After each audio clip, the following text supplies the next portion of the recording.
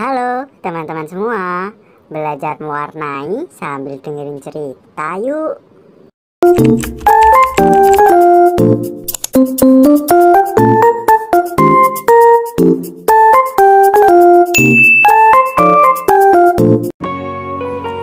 Sebelumnya apa kabar nih teman-teman semua di rumah? Pasti kabarnya baik kan? Ya udah yuk langsung aja ke videonya. Tunggu sebentar. Sebelum ke videonya, enaknya kita mau bercerita apa ya?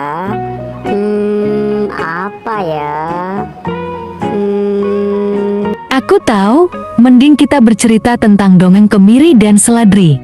Oke, langsung aja ke videonya. Selamat menyaksikan. Kemiri adalah seorang anak perempuan yang bersahaja. Ia baru saja menjadi seorang yatim piatu. Kemiri hidup sendiri. Namun, tak berapa lama ada seorang ibu dan anaknya yang bernama Seledri ingin menganggapnya sebagai keluarga. Kemiri senang karena ia memiliki ibu dan saudara perempuan yang sebaya. Namun, kebahagiaan Kemiri tidak lama. Oleh ibu dan saudaranya ia diperlakukan sebagai pelayan. Ia tidak diberi makan jika tidak melakukan semua pekerjaan rumah. Pagi-pagi sekali Kemiri ke pasar. Ia berbelanja kebutuhan sehari-hari. Sepulang dari pasar Kemiri memasak makanan, lalu mencuci pakaian ke sungai. Kemiri menjadi seorang yang sangat kurus, namun ia sama sekali tidak memiliki dendam pada ibu dan saudaranya. Semakin lama sang ibu semakin kejam padanya, hingga suatu hari Seledri dan ibunya memiliki sebuah rencana jahat. Mereka ingin menyingkirkan Kemiri untuk selamanya, agar harta warisan orang tua Kemiri, yakni rumah beserta isinya, jatuh ke tangan Seledri dan ibunya. Pagi-pagi sekali Seledri dan ibunya menyuruh Kemiri pergi ke hutan lebat. Mereka minta diambilkan beberapa lembar daun yang akan dijadikan obat.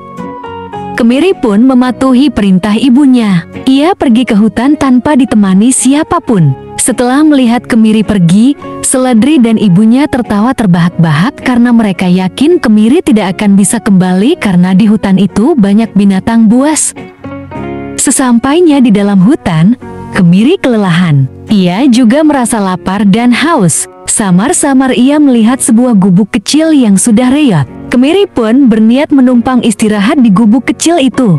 Ternyata pemilik gubuk adalah nenek renta yang sedang sakit. Melihat seorang gadis datang, nenek tua itu pun merasa senang.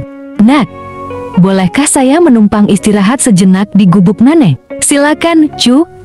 Kebetulan sudah beberapa hari ini nenek sakit. Kalau boleh, nenek juga ingin meminta tolong padamu untuk menanak nasi. Nenek lapar sekali. Karena sakit, nenek tidak bisa memasak." "Baik, Nek." Kemiri merasa senang karena kebetulan ia juga sedang lapar. "Kalau boleh tahu, ada keperluan apa cucu ke hutan yang lebat ini?" "Saya mencari dedaunan untuk dijadikan obat, Nek. Kau boleh mengambil dedaunan itu sebanyak yang kau mau. Semuanya ada di halaman belakang rumahku. Anggaplah sebagai rasa terima kasih karena kau telah membantuku." Kemiri merasa senang karena ia tidak perlu mencari lagi. Setelah merawat nenek renta dan memasak begitu banyak makanan enak, Kemiri pamit kepada nenek tersebut untuk pulang ke rumah. Namun, sebelum ia pulang, nenek memberinya sebuah kendi yang terbuat dari tanah liat. "Bawalah kendi ini pulang. Jangan kau buka hingga kau sampai di rumah." "Baik, Nek." Sesampainya di rumah, Seledri dan ibunya terkejut melihat Kemiri tidak dimakan binatang buas. Kemiri berhasil membawa begitu banyak dedaunan obat untuk ibunya. Ia juga membawa kendi pemberian sang nenek. Seperti kata sang nenek, ia boleh membuka kendi itu jika sudah tiba di rumah. Di hadapan Seledri dan ibunya, Kemiri membuka kendi itu. Betapa terkejutnya mereka saat melihat isi kendi. Ada biji-biji emas dan perak yang bentuknya menyerupai buah kemiri.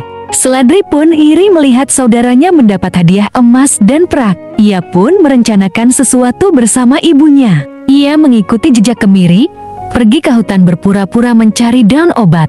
Seledri melihat gubuk kecil seperti yang dikatakan Kemiri. Seledri berpura-pura kelelahan dan minta nenek renta itu untuk mengizinkannya beristirahat. Nenek pun mengizinkan Seledri untuk beristirahat. Ia juga meminta Seledri untuk membantunya menanak nasi. Seledri pun melakukan pekerjaan yang diperintahkan sang nenek. Dengan berat hati ia ke sumur untuk mengambil air yang akan digunakan untuk mencuci beras. Saat tiba di sumur, Seledri melihat begitu banyak kendi berjejer di dekat sumur. Kendi itu memiliki bentuk dan warna yang sama dengan kendi berisi emas dan perak yang dibawa oleh Kemiri. Tanpa pikir panjang, Seledri mengambil kendi-kendi itu dan pergi secepatnya. Jika ia menunggu nenek itu yang memberikan, maka ia hanya mendapat satu kendi. Oleh karena itu, Seledri membawa semua kendi yang ada agar ia mendapatkan emas dan perak yang banyak. Di tengah perjalanan, ia kesulitan membawa kendi-kendi yang banyak. Ia pun berpikir untuk memecahkan kendi-kendi itu dan mengambil emas dan peraknya saja agar dapat dibawa dengan mudah. Dengan tidak sabar ia memecahkan semua kendi-kendi itu. Namun bukan emas yang ada di dalamnya, melainkan ular-ular berbisa, beserta kelabang dan lipan.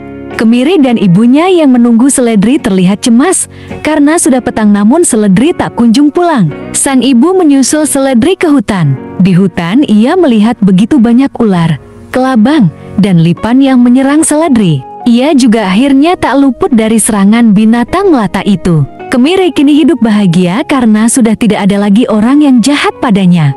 Nah itu dia teman-teman cerita dongeng yang berjudul Kemiri dan Seledri. Ini dia teman-teman hasil mewarnai kita hari ini. Sangat cantik banget gak sih? Ya udah, itu aja video dari aku. Terima kasih udah nonton sampai selesai.